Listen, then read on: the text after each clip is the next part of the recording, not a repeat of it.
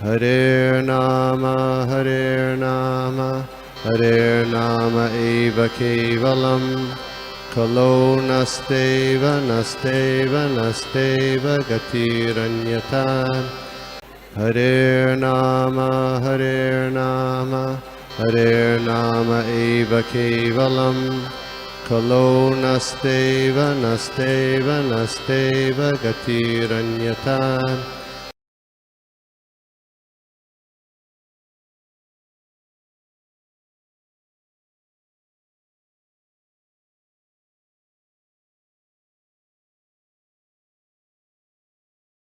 ओम नमो भगवते वासुदेवाय। ओम नमो भगवते वासुदेवाय। ओम नमो भगवते वासुदेवाय। नारायणं नमस्कृत्यं नरं चैव नरोत्तमं देवीं सरस्वतीं व्यासं ततो जयमुदीरये। नष्टप्रायेषु अभद्रेषु नित्यं भागवत सेवया भगवती उत्तमश्लोके भक्तिर्भवति नैष्टुकी। नमो विष्णुपादाय कृष्णप्रेष्ठाय भूतले श्रीमते भक्तिवेदांत स्वामिनिति नामिने। नमस्ते सारस्वते देवी गौरवाणी प्रचारिणे निर्विशेष शून्यवादी पाश्चात्य देशतारिणे। जय श्री कृष्ण चैतन्य प्रभु नित्यानंद श्री अद्वैत गदाधर श्रीवास आदि गौर भक्त वृंद। हरे कृष्णा कृष्ण कृष्ण हरे हरे। हरे राम राम राम हरे हरे। हरे कृष्ण महामंत्र की जय। श्रील प्रभुपाद की जय। हरे कृष्णा। प्रभु जी मेरा आवाज आ रहा है ना प्रभु? Hare Krishna. Yes, Prabhuji, very clear, loud and clear. या थैंक यू सो मच प्रभु। सो हम लोग आज पहले स्कंद के 14 चैप्टर के 30th और 31 श्लोका देखेंगे। और जैसे कि हम देखते आ रहे हैं, ये जो अध्याय है ये भगवान श्री कृष्ण का अंतर्ध्यान के अध्याय का शीर्षक है। तो इसमें आज हम लोग 30 और 31 श्लोका कवर करेंगे। हरे कृष्णा। श्लोक इस प्रकार है। प्रद्युम्न सर्ववृष्णीनां सुखम् आस्ते महारथः गंभीरारयो निरुद्धो वर्धते भगवानुथ। ट्रांसलेशन शिल प्रभुपाद द्वारा। शिल प्रभुपाद की जय। वृष्णि कुल के महान सेनापति प्रद्युम्न कैसे है? वे प्रसन्न तो है और भगवान के पूर्ण अंश अनिरुद्ध ठीक से तो है। हरे कृष्णा। एंड 31 श्लोका। शुष्णेश्चारुदेशनाश्च सांबो जाम्बवती सुतः अन्ये च कर्षिणी प्रार प्रार प्रवारः सपुत्रा रसभाधयः।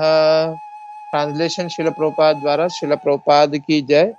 कृष्ण के सभी सेना नायक पुत्र यथा सूरसेन, जाम्बवती पुत्र सांबा तथा ऋषभ अपने अपने पुत्रों समेत ठीक से तो रह रहे हैं। शिल प्रभुपाद की जय। हरे कृष्णा। तो आज का जो हमारा ये जो 2 श्लोक है इसको हम लोग 2 भाग में डिवाइड करेंगे। एक तो है भगवान का जो भगवान की जो विस्तार है, या भगवान का जो भगवान जब अलग अलग विस्तार में आते हैं तो एक पार्ट वो है, और दूसरा है भगवान के लीलाओं के बारे में। तो प्रभुपाद जी आज हमें ये समझा रहे। अब तक हमने ये देखा था, पहले तो हम ये देखेंगे कि किस तरह से जो युधिष्ठिर महाराज थे उनको मतलब किस तरह से सब जगह पे अशुभ लक्षण दिखाई दे रहे थे।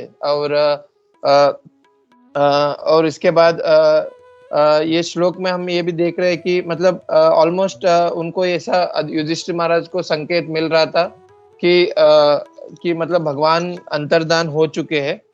और मतलब इसके वजह से वो बहुत चिंता में थे। और ये भी एक चिंता था कि मतलब अर्जुन काफी समय से द्वारका से फिर से वो रिटर्न नहीं आए। तो यहाँ पे आचार्यगण बताते हैं कि ऑलमोस्ट वो 7 मंथ द्वारका में थे। इसके वजह से वो बहुत काफी चिंता में पड़ गए थे। फिर आगे जब युधिष्ठिर महाराज को अलग अलग जो दुर्लक्षण है वो अपने मतलब वातावरण से और अपने शरीर से वो सब दिखाई पड़ रहे थे, इससे वो बहुत ज्यादा चिंता हो गए थे। और उसी समय में अर्जुन वहां पे आए और जो अर्जुन की जो पूरी कांति है वो पूरा क्षीण हो गया था, चेहरे का जो कांति, और वो इतने उदास हो गए थे और इतने रो रहे थे। तो फिर युधिष्ठिर महाराज अभी आगे पूछ रहे हैं, बिकॉज जब क्योंकि वो द्वारका से लौट के आए हुए, तो उनको ऑलमोस्ट उनको पता चल चुका था युधिष्ठिर महाराज को। फिर भी वो मतलब अलग अलग बहानों से अर्जुन से पूछना चाह रहे हैं कि एग्जैक्टली क्या हुआ बोल के। तो अभी यहाँ पे आज के जो श्लोक में युधिष्ठिर महाराज अर्जुन से ये पूछ रहे हैं कि वहां पे जो एक एक करके जो भगवान के जो निकटम संबंधी है उनके बारे में युधिष्ठिर महाराज जिज्ञासा कर रहे हैं। तो ये जो हम अगर देखेंगे, ये जो एक्चुअली अगर देखेंगे, ये जो भगवान के जो पूर्णांश रूप है, इसका अगर हम लोग टॉपिक उठाते हैं तो हम लोग ने इसको पहले भी कवर कर चुके थे। हम अगर पहले स्कंद के तीसरे अध्याय में जाएंगे तो हमने उस अध्याय में भगवान का जो पूर्णांश और भगवान का जो विस्तार रूप है उसको हमने वहां पे कवर किया था। तो we can recap that also, हम उसको रिकैप कर सकते हैं वापस इस श्लोक में। तो यहाँ पे प्रभुपाद जी हमें ये बताते हैं कि भगवान जो प्रद्युम्न जो है यहाँ पे बता रहे हैं, वो भगवान श्री कृष्ण के पहले पुत्र है और वह महारानी रुक्मणी द्वारा उनको प्राप्त हुआ था। और उनके जो पुत्र है अनिरुद्ध, उसके बारे में भी यहाँ पे हम ट्रांसलेशन में देखेंगे तो युधिष्ठिर महाराज इनसे पूछ रहे हैं अपने अर्जुन से। तो प्रभुपाद जी अपने तात्पर्य में लिखते हैं कि भगवान के जो पूर्णांश है, जैसे कि संकर्षण, प्रद्युम्न, अनिरुद्ध और वासुदेव, उसके बारे में बताते हैं। तो यही हम लोग ने पहले स्कंद के जो तीसरा अध्याय था उसमें हम लोग ने यह कवर किया था कि भगवान का जो अवतार है वो क्या है, मतलब उसकी कोई गिनती नहीं है, वो उनकी कोई संख्या नहीं है। वहां पे हमने कहा था कि अवतार ही असंख्याय। तो यहाँ पे प्रभुपाद जी बताते हम ऐसा सुनते हैं, ऐसा उपमा देते हैं आचार्यगण कि भगवान का जो अवतार है वो किस तरह है, एक समुद्र की लहरों के समान है जिसको हम कभी काउंट नहीं कर पाते। तो वो क्या असंख्य है। फिर भी भागवतम में हमने जब तीसरा अध्याय जब देखा था तो उसमें हम लोग ने भागवत जो 24 अवतार है उसका वर्णन भागवतम में करते हैं, 24 वर्णन 24 अवतारों के बारे में हम भागवतम में देखते हैं तीसरे अध्याय में। फिर आखिर में जाके सुत गोस्वामी जी कहते हैं कि एते चामशा कला पुंसम कृष्णस्तु भगवान स्वयं, कि ये जितने भी जो अंश और कला है ये भगवान का विस्तार है, पर भगवान कृष्ण ही भगवान स्वयं है। तो आखिर में वो जब 24 अवतार का जब वर्णन करके आखिर में सुत गोस्वामी जी ये श्लोक कोट करते, एते चामशा कलाम पुंसम कृष्णस्तु भगवान स्वयं। तो हम अगर हम आध्यात्मिक जगत के बारे में देखते हैं कि हमने ये भी सुना था कि आध्यात्मिक जगत का मतलब ये जो पूरा जो सृष्टि है इसका सिर्फ एक चौथाई जो है ये भौतिक जगत है, और उसके जो 3/4 पार्ट क्या है वो आध्यात्मिक जगत है।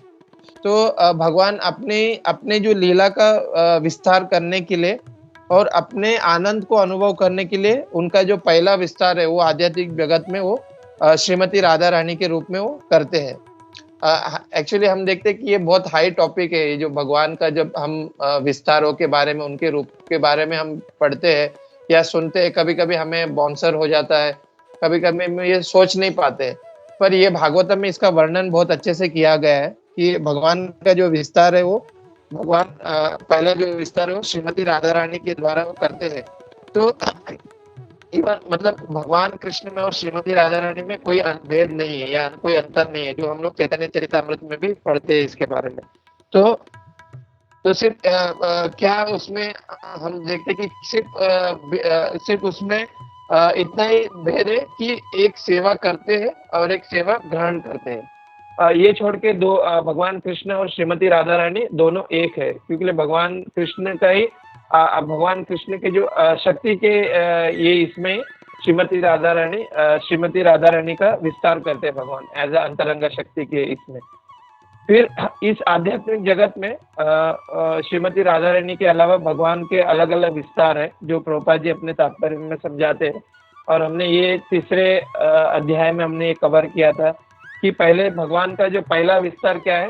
भगवान का जो पहला विस्तार है बलराम जी के रूप में भगवान का पहला विस्तार होता है। फिर बलराम जी से चतुर्व्यूह मतलब चतुर्व्यूह जो बोलते हैं, मतलब भगवान बलराम से 4 विस्तार होते हैं। बलराम जी फिर उनको उससे 4 विस्तार करते हैं, उनको चतुर्व्यूह कहते हैं। तो जिसमें हम आज के जो श्लोक में देखते हैं वासुदेव, संकर्षण, प्रद्युम्न और अनिरुद्ध। तो ऐसा कहा जाता है कि ये जो चतुर्व्यूह जो यहाँ पे भी भगवान का जो पहला बलराम जी से जो पहला विस्तार निकलता है चतुर्व्यूह, तो ये जो पहला चतुर्व्यूह है ये पूरे आध्यात्मिक जगत का ये देख रेख या आध्यात्मिक जगत को संभालते हैं। फिर इसके बाद दूसरा एक चतुर्व्यूह आता है जिसमें फिर से वासुदेव, संकर्षण, प्रद्युम्न और अनिरुद्ध विस्तार होते हैं जो भौतिक जगत में वो संभालते हैं। तो यहाँ पे ये जो मैंने भक्तों के मुखारविंद से सुना था कि ये जो वासुदेव, संकर्षण, प्रद्युम्न और अनिरुद्ध है, इनका भी इस भौतिक जगत में अलग अलग रोल है।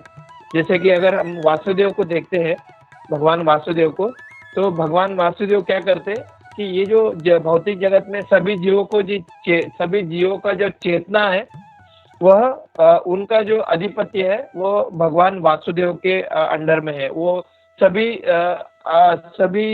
जीवों की जो चेतना है उसका रक्षा करते हैं भगवान वासुदेव। इसके लिए अगर समझो कि कभी अपनी चेतना कभी बहुत मतलब बहुत अगर चेतना हमारी बहुत अशुद्ध हो जाती है तो हमें भगवान वासुदेव की ज्यादा स्मरण करना चाहिए। हमारी चेतना को अच्छा शुद्ध करने के लिए भगवान वासुदेव का हमें स्मरण करना चाहिए। फिर आता है भगवान संकर्षण।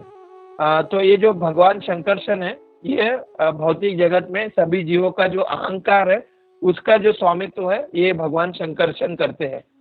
तो कभी अगर हमारा अहंकार बहुत बढ़ गया है कि हमको अहंकार को अपने काबू में करना है तो हमें भगवान शंकरषण जी का हमको उनका याद करना चाहिए। वो भौतिक जगत में सभी जीवों का जो अहंकार है उसका वो स्वामित्व करते हैं भगवान शंकरषण। फिर आता है भगवान प्रद्युम्न। ये जो प्रद्युम्न जो है ये भगवान जो भौतिक जगत में जो जीव का जो बुद्धि है उसका स्वामित्व प्रद्युम्न जी के अंडर में है, वो नियंत्रण करते हैं। फिर आता है अनिरुद्ध। तो ये जो अनिरुद्ध जो है वो भौतिक जगत में जीवों का जो मन है उसका वो स्वामित्व उनके अंडर में अनिरुद्ध का। तो अगर हम ये जो संकर्षण है भगवान संकर्षण का अगर हम रोल देखते हैं कि वो क्या करते हैं, जीवों का जो अहंकार है उसका स्वामित्व करते हैं। तो ऐसा कहा जाता है कि जो भक्तजन कहते हैं कि ये जो भगवान शंकरषण है उनसे ही भगवान शिव जी का विस्तार होता है। मैं पहले ही कहा कि ये बहुत हाई टॉपिक है, बट हम लोग जो मतलब जरा सा इसके बारे में चर्चा करेंगे। जब हम आगे जाएंगे, जब हम जैसे जैसे आगे पढ़ेंगे तो हमको इसका विस्तार भी मिलेगा।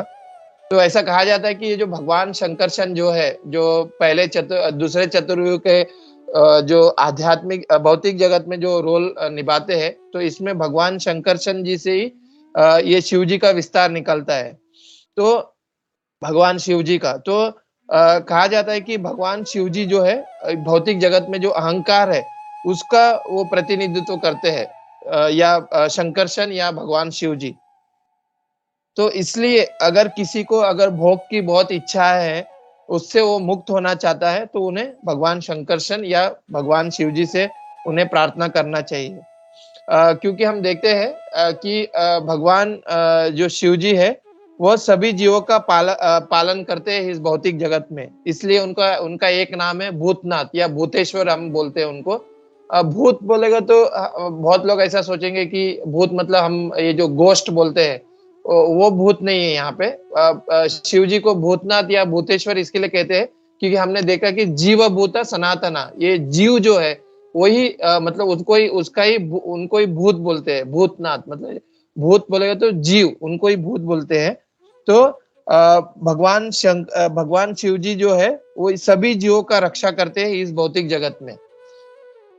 तो इसलिए हम देखते हैं कि अगर हम किसी भी जीवों को अपराध करते हैं इस भौतिक जगत में, तो अगर हमें क्षमा मांगना है तो हमें भगवान शिव जी से हमें उनके द्वारा क्षमा याचना कर सकते हैं, ऐसा कहते हैं।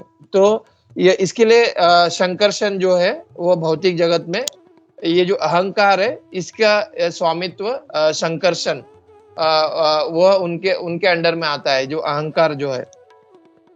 फिर उसके बाद हम देखते हैं कि ये जो शंकरशन है वह फिर अवतार लेते हैं। जब क्योंकि अभी हम भौतिक जगत के बारे में बात कर रहे हैं, उसके लिए यहाँ पे हम अवतार करके बोलते हैं, क्योंकि जो आध्यात्मिक जगत है वहां पे किसी का अवतार नहीं होता है, भगवान विस्तार करते हैं।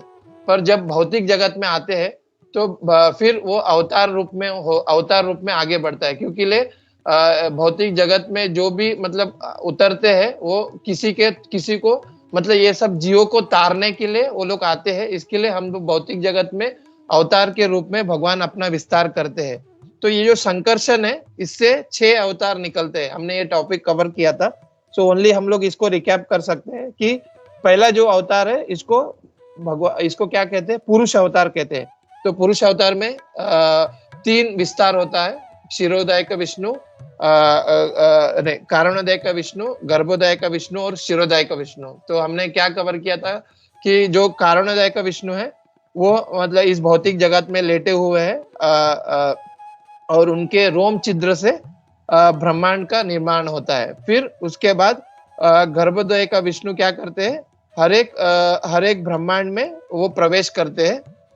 फिर जो क्षीरोदय का विष्णु है वो क्या करते हैं, उनका विशेष स्थान कहाँ पे, क्षीर सागर में। वो क्षीर सागर में उनका विशेष स्थान है, वहां पे उनका अस्तित्व है। तो हम देखते हैं कि कभी भी अगर समझो कि ये जो देवी देवता जन है जब प्रॉब्लम्स लेके जब ब्रह्मा जी के पास जाते हैं, तो ब्रह्मा जी आते हैं क्षीर सागर में, वहां पे आके भगवान का वहां पे वो प्रार्थना करते हैं। फिर उसके बाद भगवान वहां पे ब्रह्मा जी को वहां पे वो दर्शन देते हैं। फिर भगवान अलग अलग अवतार लेते हैं उनके जो प्रॉब्लम्स है उनको सॉल्व करने के लिए। तो इसके लिए पहला जो अवतार है शंकरशन जी से वो है क्या, पुरुष अवतार। उसके बाद सेकंड है लीला अवतार, जिसमें भगवान हर एक अलग अलग लीला करने के लिए लीला अवतार वो धारण करते हैं। जैसे कि भगवान राम हो गए, भगवान नरसिंह देव हो गए, भगवान वामन जी हो गए, भगवान वराह देव हो गए। तो अलग अलग वो अवतार लेते हैं, इसको क्या कहते हैं, लीला अवतार। फिर उसके बाद थर्ड आता है मनवंतर अवतार। तो मनवंतर अवतार भी मतलब ये भी थोड़ा हाई लेवल का ये है कि ना, किस तरह से कि हर एक ये जो काल चक्र के हिसाब से हर एक दिन में ब्रह्मा जी के 71 मनवंतर होते हैं। तो यहाँ पे ऐसा जितना मैंने सुना हुआ है भक्तगण से कि हर एक मनवंतर में भगवान अपना अवतार लेते हैं। और मतलब इसको किस तरह से हम देखें कि हर एक मनवंतर में ये जो देवी देवता का जो पद है वो चेंज होता रहता है। तो उस पद को संभालने के लिए मतलब ये पूरा मेंटेन करने के लिए भगवान हर एक मनवंतर में अवतार लेते हैं। तो ऐसा कहते हैं कि जो अगला मनवंतर आएगा उसमें जो वामन देव जी है वह मतलब अगले मनवंतर के रूप में वो आएंगे, और भली महाराज जो है वो इंद्र का पद संभालेंगे। तो ये इसके लिए भगवान का जो तीसरा जो अवतार है वो मनवंतर अवतार इसको कहते हैं। फिर चौथा है गुण अवतार। गुण अवतार मतलब कि भौतिक जगत में सभी जीव 3 गुणों से प्रभावित है, सत्वगुण, रजोगुण और तमोगुण। तो इसको नियंत्रण करने के लिए भगवान गुण अवतार में आते हैं, जिसमें सत्वगुण में भगवान विष्णु जी उसका रोल निभाते हैं। फिर रजोगुण में भगवान ब्रह्मा जी और तमोगुण में भगवान शिव जी इसका रोल निभाते हैं। तो हर एक गुण इसके लिए इसको गुणावतार मतलब हर एक अलग अलग गुणों में इसका रोल निभाने के लिए भगवान गुण अवतार में आते हैं। फिर उसके बाद युग अवतार युग अवतार जो पांचवा है, तो हर एक युग में उस युग धर्म का प्रचार करने के लिए भगवान युग अवतार के रूप में आते हैं। फिर उसके बाद आता है लास्ट में शक्तावेश अवतार। तो ये इस शक्तावेश अवतार में क्या करते हैं भगवान कि अपने जो अपने आवश्यकता अनुसार वो क्या करते हैं, एक जीव को अपनी जो शक्ति है उसकी विभूति वो क्या करते हैं, संचारित करते हैं। जैसे कि हम एग्जाम्पल देख सकते हैं कि व्यासदेव जी को, तो व्यासदेव जी को किस तरह से भगवान ने अपना विभूति संचारित किया कि हर एक जो शास्त्र है उसको लिखने का। इवन हम परशुराम को देखते हैं तो भगवान ने यहाँ पे वीर्य का जो संचारित है वो भगवान परशुराम के द्वारा उन्होंने ये किया। तो यह क्या है, शक्तावेद अवतार।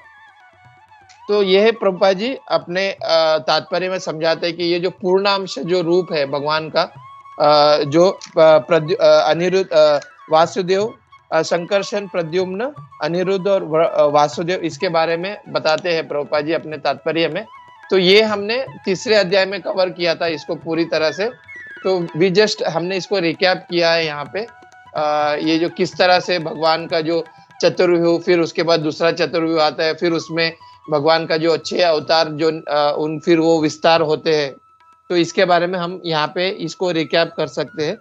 और दूसरा जो है भगवान प्रभुपाद जी अपने तात्पर्य में समझाती कि भगवान का जो लीला है उसके बारे में, ये दूसरा तात्पर्य में प्रभुपाद जी यहाँ पे हमको समझाते हैं। क्योंकि यहाँ पे हम देखेंगे कि ना ये जो ट्रांसलेशन में इधर यहाँ पे दूसरे जो श्लोक है उसमें युधिष्ठिर महाराज जी भगवान के जो पुत्र है उनका वो यहाँ पे वो पूछते हैं कि भगवान के जो पुत्र है वो कैसे है। तो प्रभुपाद जी उसको अपने तात्पर्य में इस तरह समझाते हैं कि भगवान की अगर हमको लीलाओं को समझना है तो भगवान का जो दिव्यता है या भगवान का जो अस्तित्व को समझना बहुत जरूरी है, तब जाके हम भगवान की जो लीला है उसको समझ पाएंगे। क्योंकि प्रभुपाद जी अपने तात्पर्य में समझाते हैं कि भगवान के जो हम देखते हैं कि भगवान के जो 16,108 रानियां हैं, फिर उसमें से हर एक रानियों से 10-10 पुत्र का 10-10 पुत्र आते हैं। फिर उसके बाद उनका भी विस्तार होता है। तो ऐसे लगभग भगवान का जो total family members Prabhupada ji यहाँ पे अपने तात्पर्य में लिखते हैं अराउंड 16,108,000। तो ऐसा प्रभुपाद जी वो काउंट यहाँ पे बताते हैं, लगभग इतना उनकी फैमिली मेंबर्स है। तो अगर कोई ऐसा सोचता है कि ना ऐसे कैसे संभव है, इतना बड़ा फैमिली, हम इतना बड़ा फैमिली कभी देखे नहीं रहेंगे कि ना 16 लाख मतलब फैमिली सदस्य है भगवान कृष्ण के फैमिली में। तो प्रभुपाद जी इसके लिए अपने पर्पट में ये समझाते हैं हमें कि अगर इसको हम एक आसान से मतलब बहुत इजी वे में अगर हमको इसको समझना है तो पहले हमें भगवान का जो दिव्यता है या उनका जो पद है उसको हमको समझना बहुत जरूरी है। तब जाके हमें ये इजी पड़ेगा ये कि इतना बड़ा फैमिली हो सकता है, भगवान की फैमिली हो सकती है जब हम भगवान का दिव्यता या उनका पद के बारे में जब हम समझेंगे तब।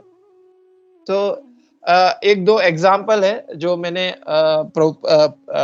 अपने जो भक्तों के मुंह से सुना था। तो एक बार इंडिया में ऐसे एक व्यक्ति था, वो ऐसा मॉर्निंग वॉक कर रहा था। तो सामने से एक व्यक्ति वहां पे आया, तो उन्होंने उसको अपने नाम से उन्होंने बोल दिया।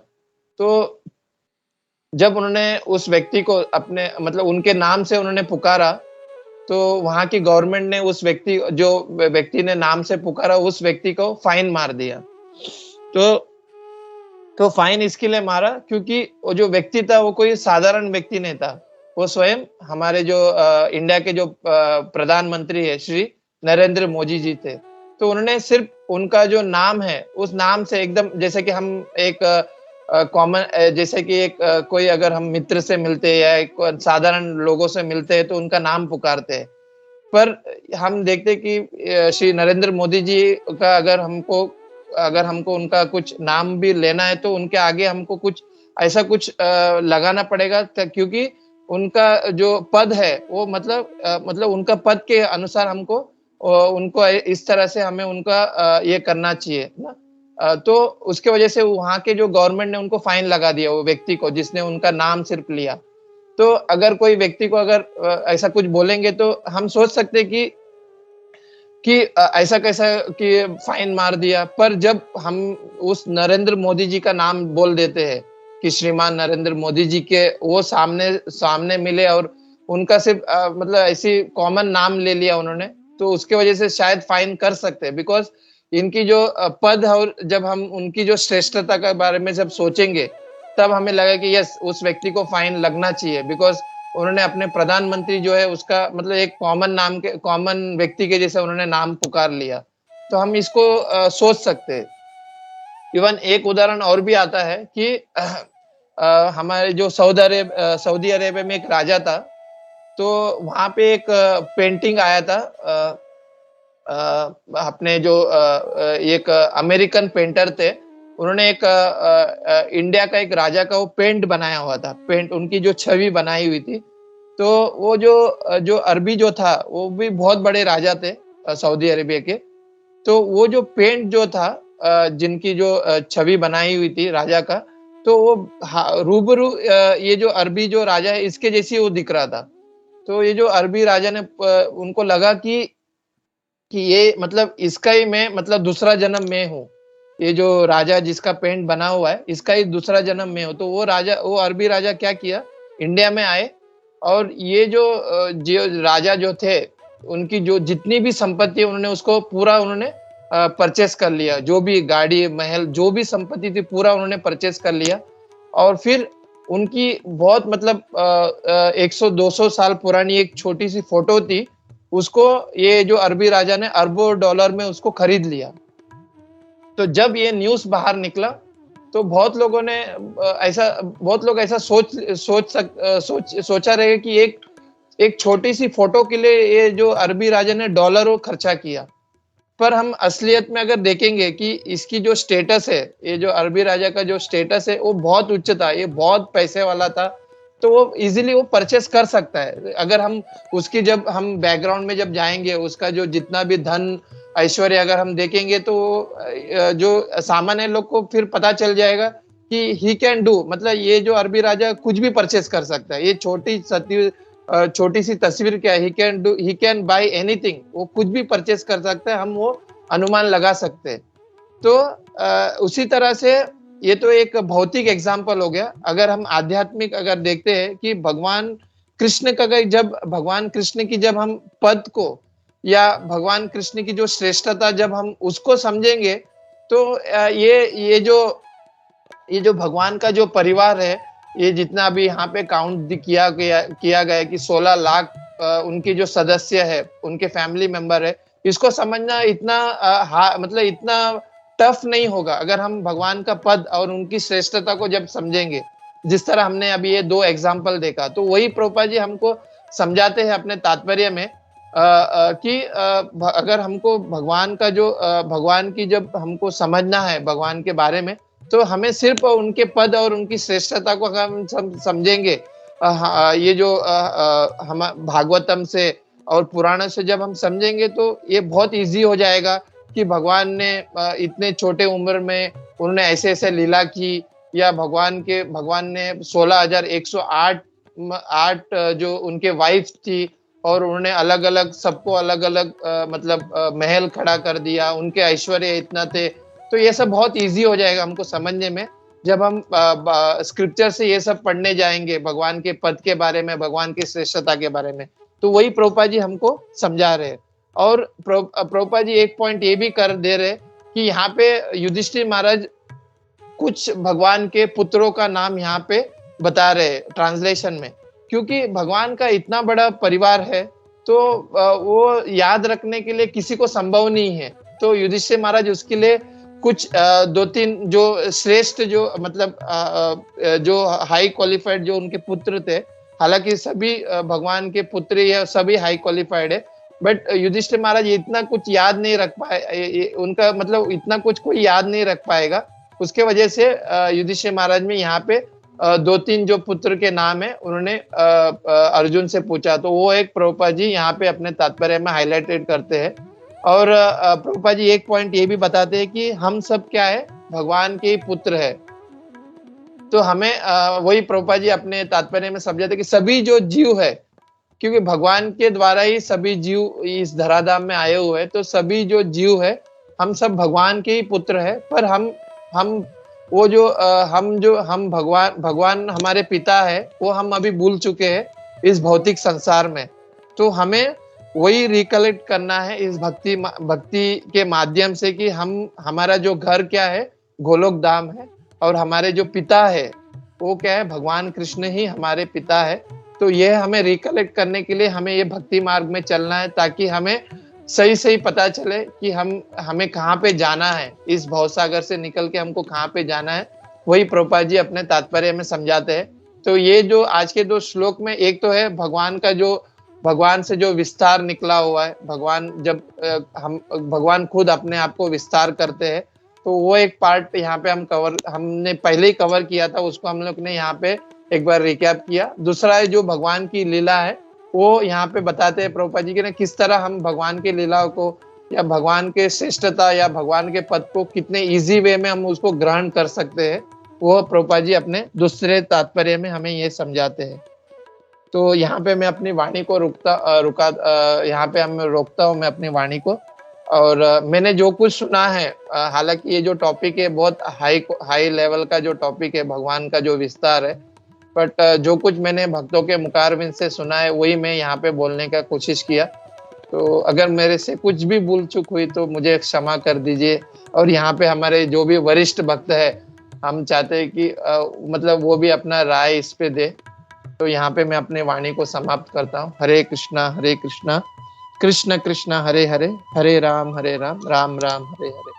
श्रील प्रभुपाद की जय, गुरु महाराज की जय, सभी एकत्रित भक्त वृंद की जय। हरे कृष्णा।